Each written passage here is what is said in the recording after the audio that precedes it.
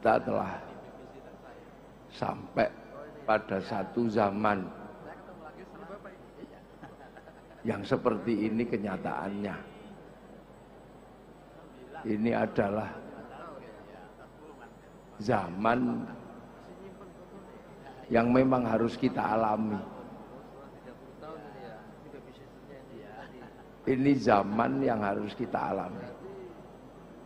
Jadi jangan kemudian kita ini kaget dan ingin berlari dari zaman ini.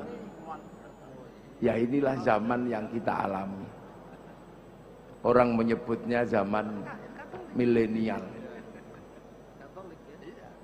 Kita sudah mengalami komunikasi secara langsung. Sekarang kita mengalami komunikasi langsung tapi tidak berhadapan. Tadi kita sudah mengalami zamannya Pak Pri, melihat perempuan langsung di tempatnya, namanya ndingke. Sekarang juga sama, cuman melalui medsos. Orang misui orang itu bukan barang baru, cuman dulu misui orang berhadapan secara langsung. Sekarang juga masih misui orang, tapi lewat medsos. Orang memfitnah orang itu sejak zaman bahula sudah ada, tapi sekarang lebih canggih karena medsos. Tapi pada saat yang sama takmir masjid juga butuh medsos. Pak Gubernur juga butuh medsos. Siapa yang tidak butuh? Orang berkelahi butuh Facebook. Orang pacaran butuh Facebook. Radikalisasi pakai media. Diradikalisasi juga pakai media. Ini zaman baru.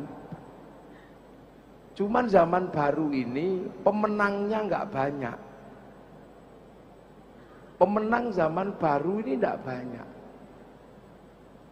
Ini sebenarnya adalah era pertarungan para pemenang. Ini zaman baru yang orang sebut sebagai zaman milenial, di mana zaman ini adalah pertemuan muara dari sekian banyak budaya, muara pertemuan agama, dan muara pertemuan peradaban. Dan ini baru mulai sebenarnya. Ini baru mulai karena baru berjalan belum lebih dari 20 tahun. Ini prolog sebenarnya. Ini pemanasan. Ini pemanasan. Outputnya apa? Belum bisa diambil kesimpulan. Provokasi dari dulu ada.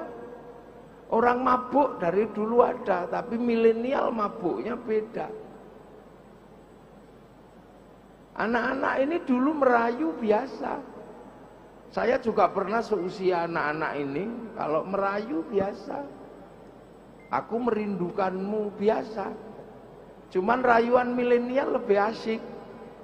Kalau pulang sekolah aku nggak mau lewat jalur selatan. Kenapa? Karena kalau lewat selatan aku nggak mampu mengutarakan isi hatiku. Itu milenial. Itu milenial, itu gaya baru. Nah, pertemuan seperti ini, pertemuan budaya, pertemuan kepentingan, pertemuan apa ini, inilah yang mesti diantisipasi secara bersama-sama. Cara mengantisipasinya apa? Ya bangun kecerdasan. Membangun kecerdasan ini menjadi penting. Ini menjadi sangat penting, membangun kecerdasan ini.